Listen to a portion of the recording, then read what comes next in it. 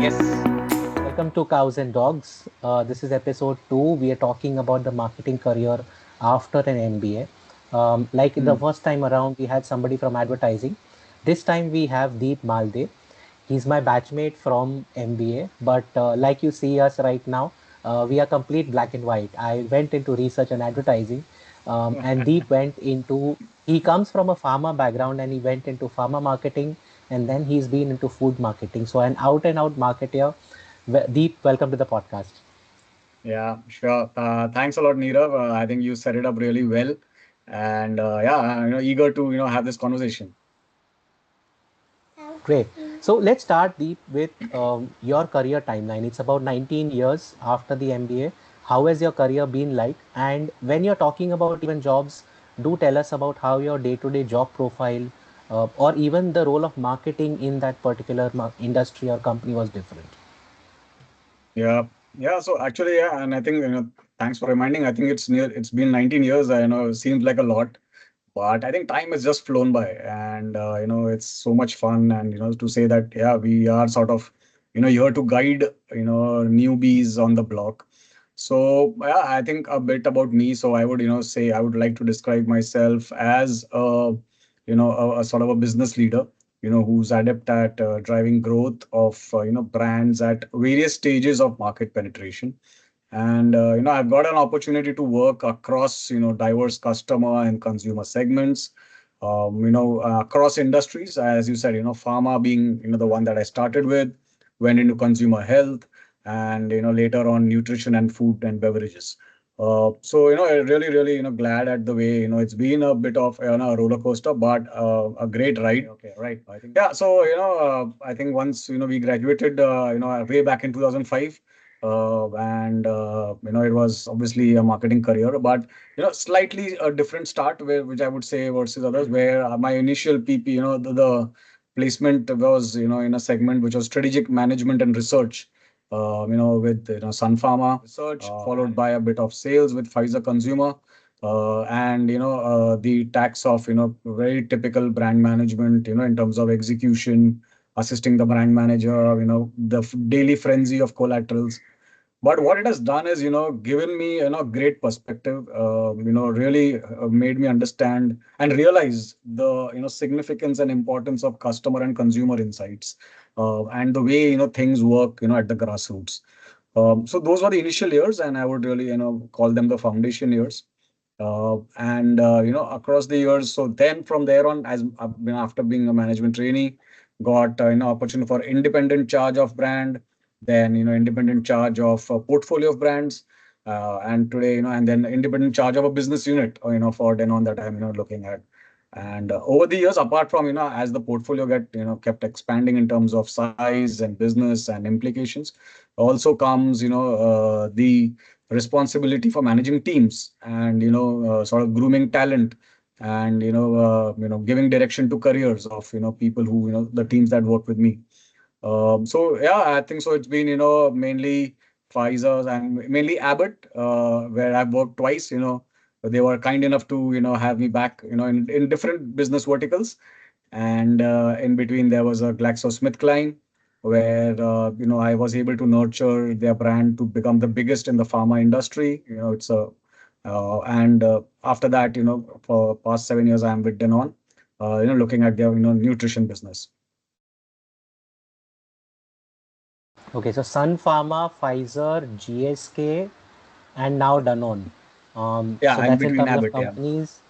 yeah, yeah, And yeah. Abbott as well. And then you said you worked in sales, research, brand management, and now Hmm. practically a business unit leader. So a business leader. Hmm. Wow, Hmm. that's a great career timeline. Tell us how your job role changed. So what I'm Hmm. looking for is something where you were a new brand manager or researcher and Hmm. strategic manager. How was your day-to-day job like, connecting back to everything that you learned in your MBA? How did it change over, let's say, the key milestones in your career or in your shifts that happen? Yeah. So I think see the good thing is the sort of So initially, it obviously it began with getting into data, reading reports, getting a crux of what's happening on the ground, execution.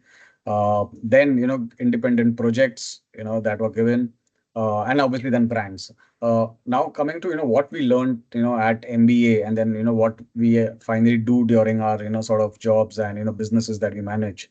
I think the fundamentals and the concepts still hold the test of time.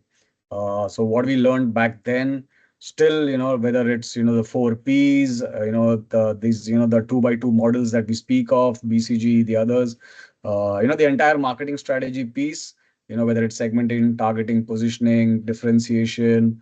So all of that, still holds good, and I'm so glad, it does.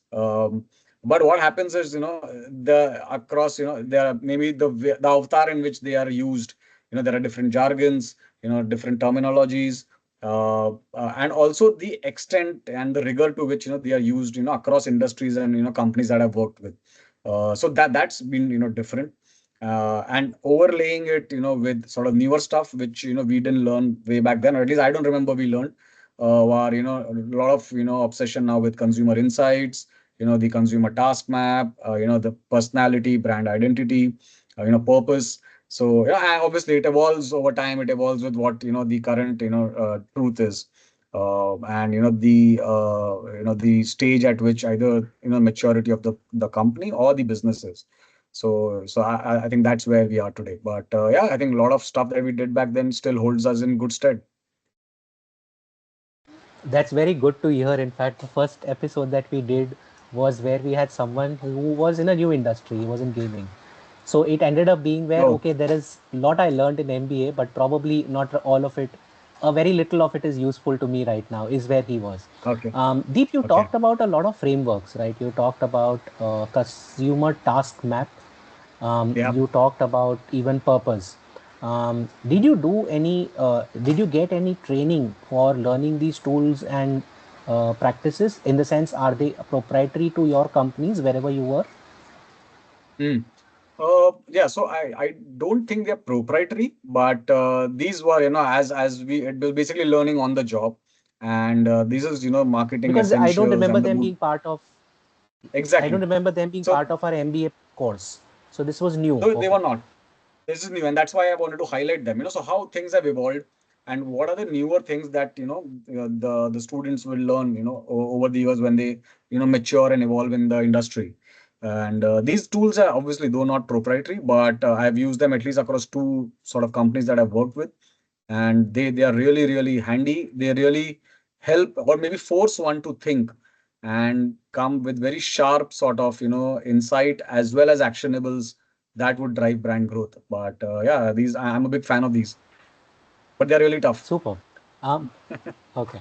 Did you have to learn any new courses or skills as maybe certifications or upskilling that would have happened over the past 20 years?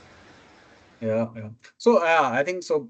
I would say learning. I think obviously would never stop. It is continuous. Even being as statement. But to be two things. One is I've not done any formal certification or courses post our MBA. That was the last sort of a certificate or a degree. But I think what I've been really avid with is reading up, interacting with colleagues in the company within various countries for the brand portfolios that we manage, talking to colleagues across industries. So basically understanding what's happening there, what can we apply, what are the best practices. So that's one piece. The other piece is the companies that I've worked with have really for the sort of the core talent, they do organize a lot of workshops and training through international faculty, Indian faculty, being abreast with whatever is latest in the industry and whatever the expectations are. So these are the few things. So net being on the job, learning along the fly, no formal degrees post MBA. Okay, so no classroom experiences either.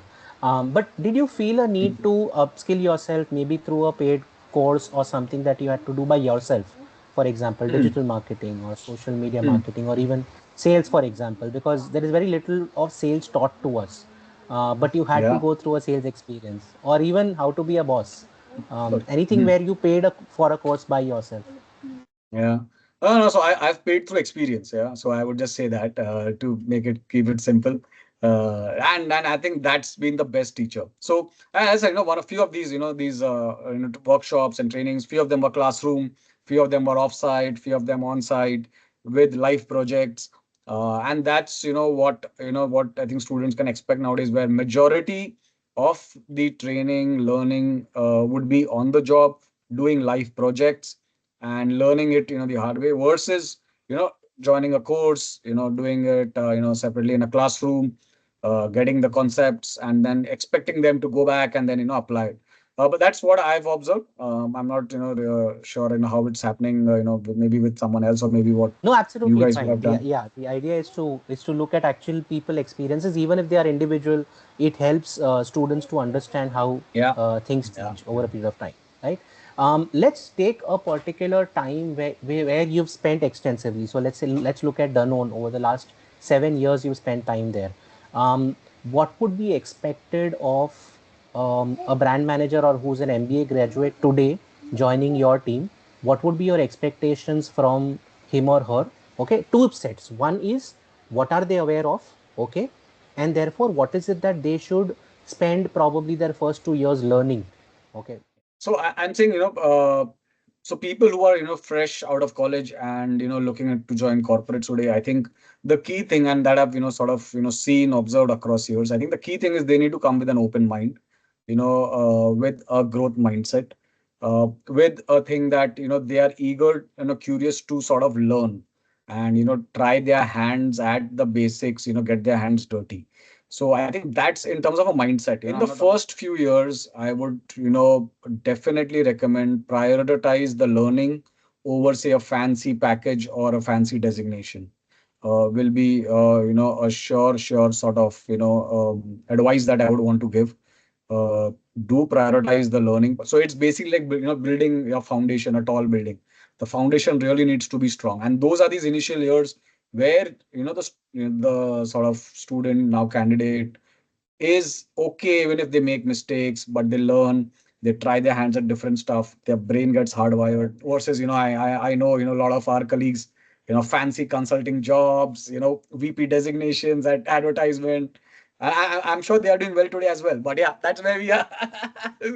So that's that to have in mind when they enter. The expectations will be high. The patience levels will be low.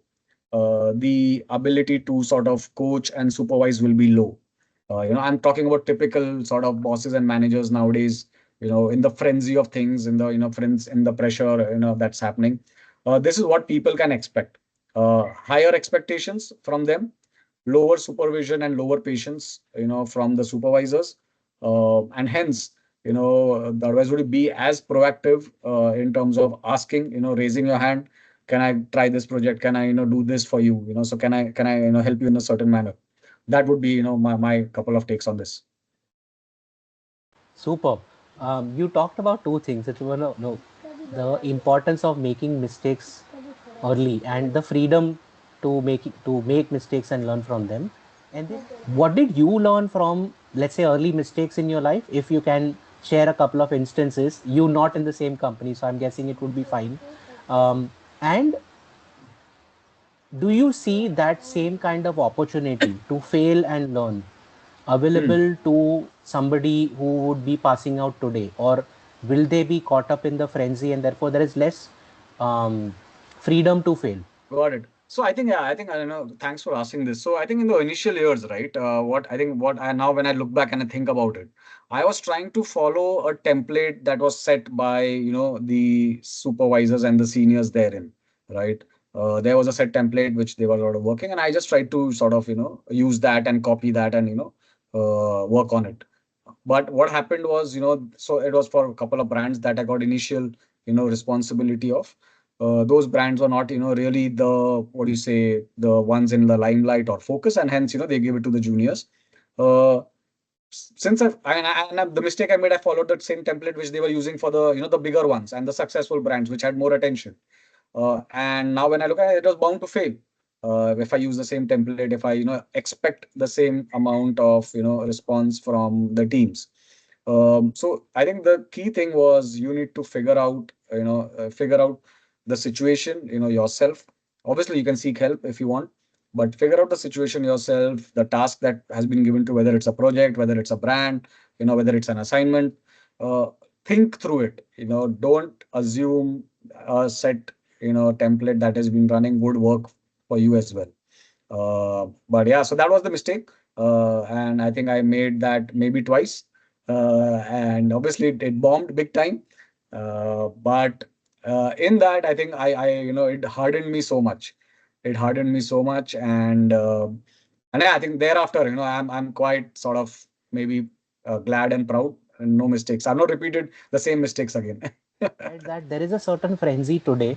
There is Yeah. less freedom to fail and learn. So, how would you set expectations for somebody who's an MBA, let's say, who joins as an intern? Yeah. What they should be Yeah. careful about?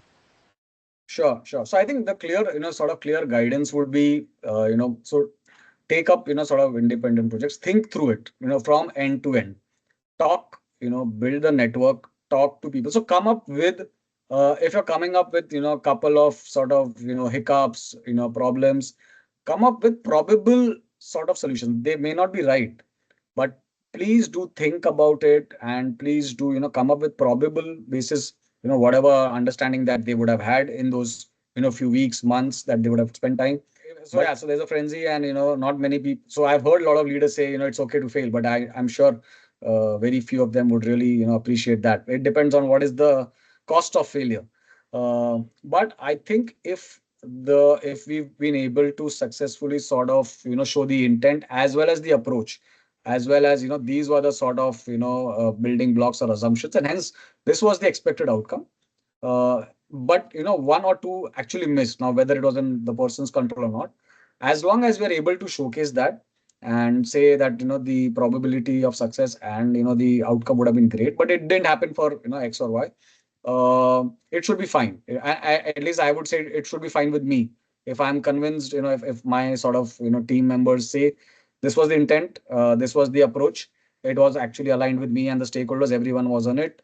But it didn't work for for whatever reasons. But it's fine with me as long as we've have a plan B, we've plugged it, and next time we come back stronger.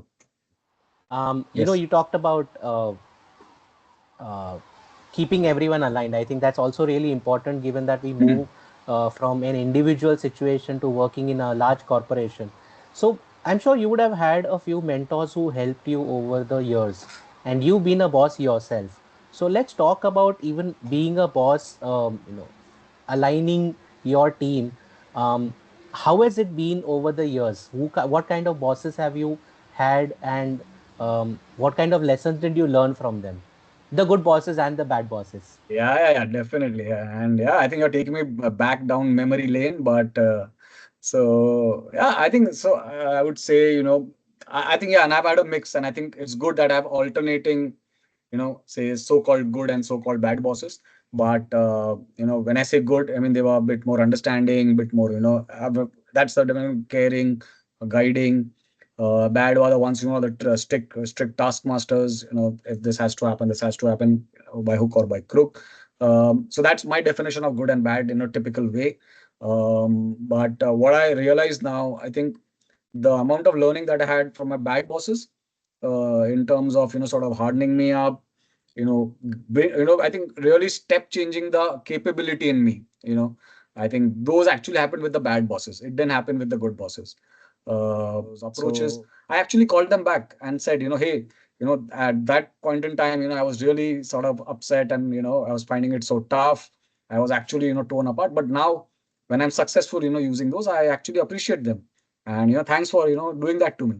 So it has to be a flux, confluence of caring and demanding, where the person needs to know that you are demanding, but you do care for their sort of capability building or career progression, and it's in for their good that they stretch. So I think that's what I've realized, and and that's the introspection that I do, and I be really sort of cautious when I deal with my teams. They know that I will. The best thing is that they know that it's in their interest of progress. So whenever I push them, they are, more than eager to sort of, yeah, let's do it. Awesome. Um, See, that's also interesting because when we look at the juniors today, their job profile, even if it's a brand manager or a category manager, what we would have done 10 years ago, what you would have done 10 years ago, that itself has changed. So probably how has that changed the job of a brand manager, category manager, or business unit head over the years, and what is the new stuff that you are seeing today? Yeah, yeah. So I think, see, I would say the profile of marketing itself, I've seen a big evolution, over the years. So if you begin, earlier it was about, campaign execution, deploying the assets, getting the campaigns live and running, to, actually getting, sort of what is the impact of this, in terms of mind measures, KPIs, sales, to now actually, being a much more accountable for overall business delivery, and having what are the sort of financial KPIs that are actually being impacted by those campaigns. So I think, so just from a very typical, a good nice looking campaign, which everyone loves, to a more hardworking campaign which is more, correlated to what measures you set out for, how are the KPIs moving. So I think, so that's, I think, one big change, and which I think marketers today need to have, that is, what is the profit impact of marketing strategy. So I think, so that's one big change is what I see, where it's more about, financial acumen, which marketers need to have. So I think which successful marketers need to have. So that's is, I think is a big one, and so that's one. The other is, the trend towards, say, the digital marketing and digital fluency. People are consuming more content. So I think that's the next one, which, people need to be aware today. The third is, absolute obsession with consumer insights. I think that's what that was expected earlier. That is still today, in fact, even more. And the fourth is, being in a hyper fragmented and a hyper competitive market, still being able to, get the niche, innovate, and yet, scale up at a great speed. So I think that's where we are today. Wow, that is quite a lot of new stuff to learn if you look at the MBA courses today. Yeah, yeah, And yeah. also, I find I find it really interesting that you talked about financial acumen before you talked about digital and social media marketing. So thank you for that. Is, and Um, really reiterate, because this will go out to graduates who will be, from the marketing MBA and so on. In a corporation, there are only two important functions. Only two important, functions that are, really key is basically marketing and innovation. That's it. They are the ones which get generate demand. They are the ones that get revenue. All other functions are actually, support and cost functions. So, keep this in mind, when these students are graduating, they're going out, in the careers. You are the guys who will be actually, setting direction for the corporation and garnering revenue, with which salaries of the entire staff is going to be paid. So keep that in mind. You will feel a lot better. You will not feel you're on the hot seat. You will not feel you're being taken granted for. But you will actually, get stuff done by the entire ecosystem. Wow, that's awesome. A very, very important reminder for everyone. This is somebody who is at 19 years experience talking about it. Your year one is going to be very, very different. Okay. Yeah, yeah, yeah. Let's talk about that a bit. You early on, you did a bit of sales as well. How is sales and marketing different? Huh. Your practical Uh, experience, how is it different? yeah, yeah. Sure. So I think the difference is actually sort of blurred over the years. From what I would say earlier, it was very sort of, dealing in sales is actually, getting the stock in, getting the primaries pumping in and things like that, talking to customers. Marketing was more like, support, getting the, you know giving them the stuff with which they can create demand, and, creating demand which these can supervise or, supply. The lines are blurred, and over the years what I've seen is sales and marketing are like brothers in arms. And marketing is more, where I would say, uh, accountable for actually sales being generated. And that's one, big thing that I've seen, and over the years, where the sales job is, the marketing job is actually to make sure the sales are done. So, and they are questioned, if not more, but at least as equal as, in terms of any, sales deliveries. So I think that's that. The other thing is, in this frenzy, however, I would still want to remind, all the, folks that who are aspiring, you still lead the strategy. You still need to think the big picture. You still need to, look at long-term brand building, where in the short term, you still, will be sort of partially responsible for the quarterly results, which is primarily the sales guy's job. The marketing does not influence this quarter. Marketing influences the subsequent 3 quarters. So that's where we are today. The lines are blurring, but within that, still keep in mind, the future of the organization is going to be led by marketing. Yes, you talked of consumer insight being as relevant today as it was earlier. But how did insight lead you to impact? Right. And most often than not, it is a misunderstood concept. And I would just take some time to sort of explain that. So there is, the surface, which is the what, which is the behavior and observation.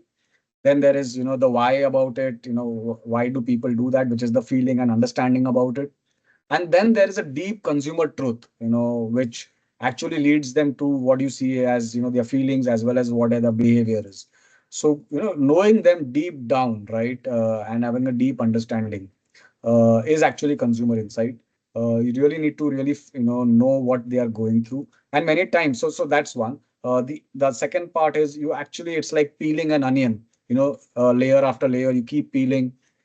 So what? So what? So if they're doing something, why? When you ask five or, 4 or 5 times is when actually you stumble upon a consumer insight. But it is one, and how do you test whether it is an insight or just an observation?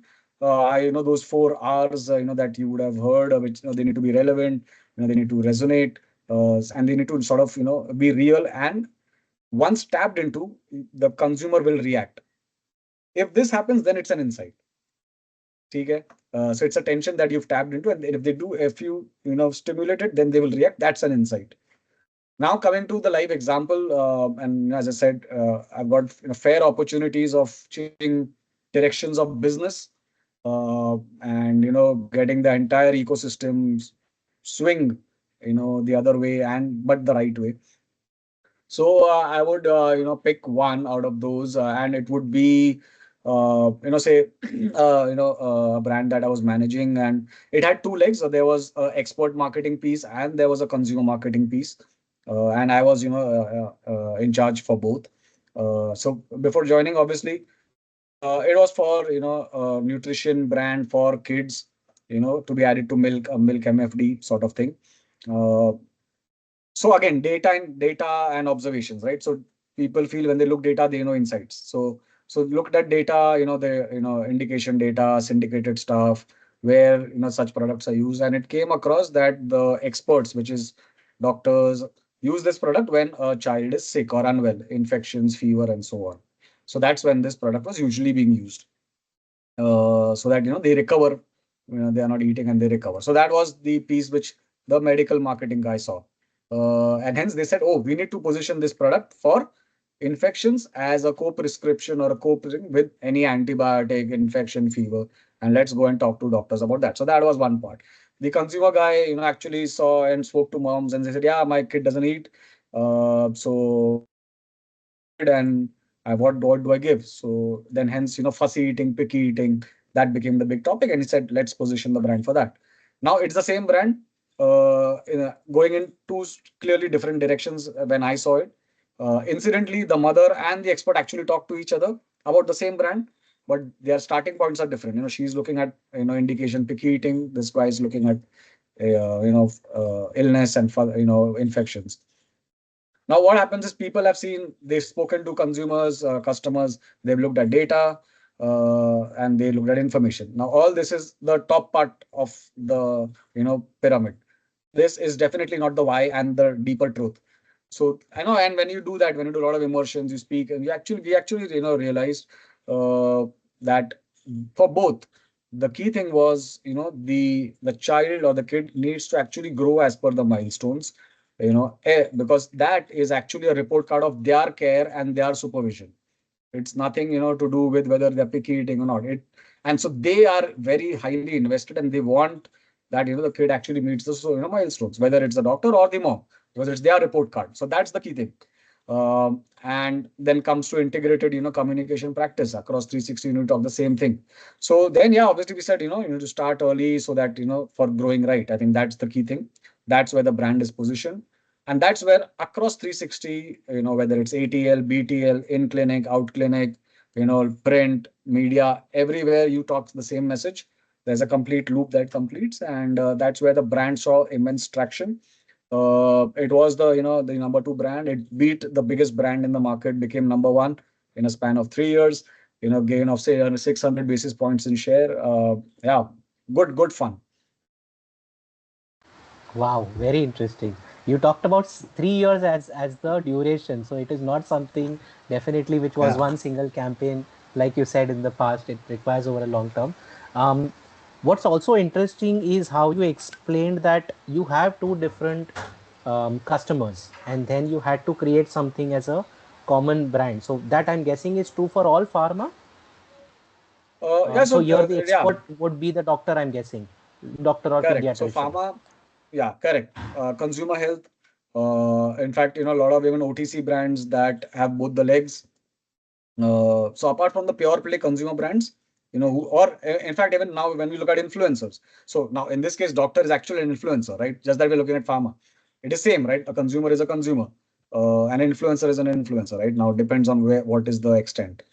So that's that. Yeah. Yep, very interesting case, and thank you for sharing that. Um, and congratulations for being at the helm of converting something from a number one brand to a number two brand to a number one brand. So that's great. Yeah. This is bringing us to the last section of our discussion. So this Yeah. is where the rapid fire question comes in. Okay, very quickly, when was the last time when you did a market visit, which is not sales? Okay, a consumer visit. When was the last time you did that? Yeah. So the typical structured way was done last month, but where it was actually recruited by the agency and so on. But the real actual one was done yesterday when I stumbled upon an ex-colleague, who came back from maternity leave, and I actually got her journey, mother's journey, pre-delivery and post-delivery. Wow, for a business unit manager, that's really passionate. 1 month ago was a structured visit, and 1 day ago was the Yeah. impromptu, spontaneous visit. Great. Yeah. Um, Next, what is your view about the Gen Z consumer?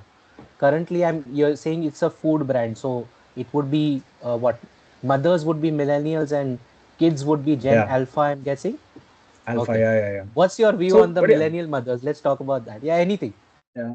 Yeah. So yeah, I think Gen Z, I think that's where, because why I'm talking about more about the teams that we are managing, right? Uh, so uh, so it's about, obviously really digital savvy, and quite competitive, seek sort of instant gratification. So these are the stuff, and I think it's how do we sort of channelize this energy, and get them into the sort of discipline and rigor of actually winning big. So I think that's where we are with Gen Zs. Um, you said one of your passions is reading. So, which is the last book that you read, Yeah. and when did you read it? Yeah, again, incidentally, I am currently reading one which is The Secret of Leadership by Prakash Iyer. It's a culmination of, say, I don't know, about say 70 odd short stories with amazing morals on what is the secret of leadership. Cool. Would you recommend it already? Yeah, definitely, definitely. Okay. Okay. Next one. Which is a movie that you found interesting as a marketeer? So, probably as a Hmm. surprising, आज का consumer ऐसा है. What is a movie that you liked? Yeah, so if you ask me as a marketeer, so first of all, I watch very few movies. Only if they're really good and strong recommendations is when I would watch, else I don't. But as a marketeer, one that has really left a mark on me is, I think, the movie called Drishyam, the Hindi version. I think it was a Malayali remake.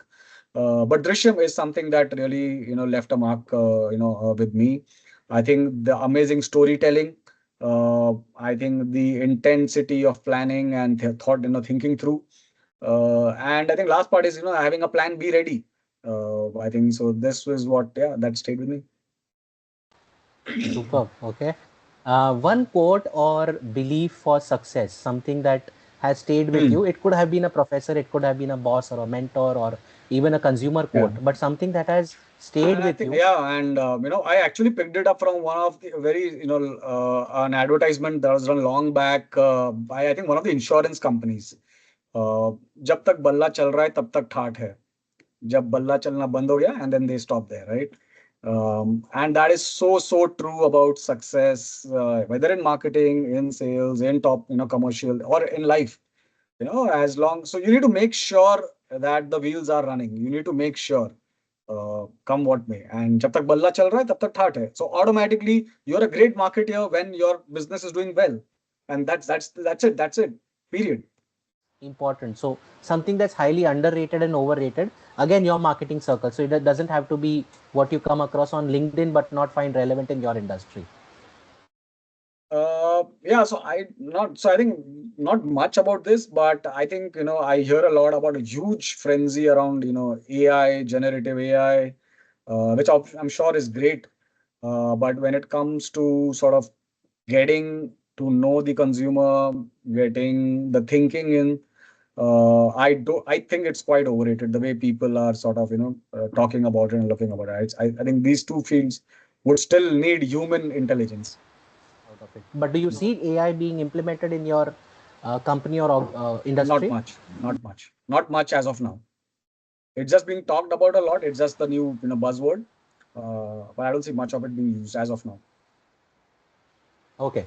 The last question here, two lessons. One, something that came from either the books or the MBA that has stayed with you, and something that came from experience. So one is the theory, one is the practice, but two different lessons that have stayed with you over the years. Hmm. Uh, so yeah, I think theory, I think, or practice. I think one I would really say is the discipline. I think the discipline of doing the stuff that we're doing. It's just having that sheer discipline on day in and day in. Keeping at it, not getting distracted. I think that is one thing that's through experience that I've learned a lot. You have the discipline, and things would actually come your way. Whether sooner, but definitely later, but they would.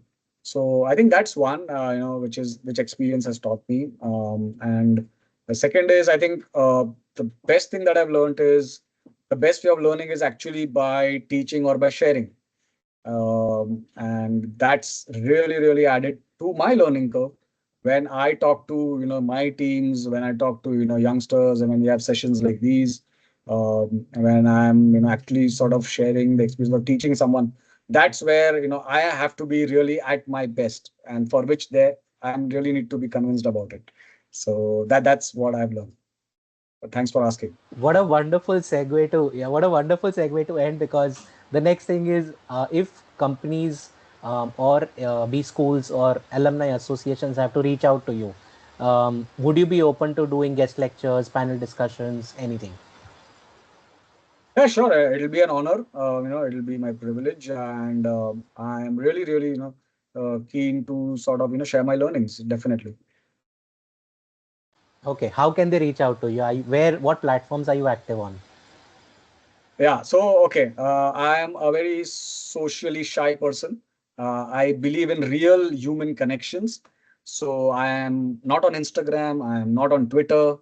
I am just barely on Facebook, which I maybe see once a month. But yeah, obviously, so LinkedIn, strictly for career reasons. So yeah, LinkedIn is where people can reach out to me. But Uh, thank you very much, Deep, for doing this. Great learning. We learned a lot about even how a business unit, somebody who's grown from marketing to being a business unit leader, looks at marketing as well.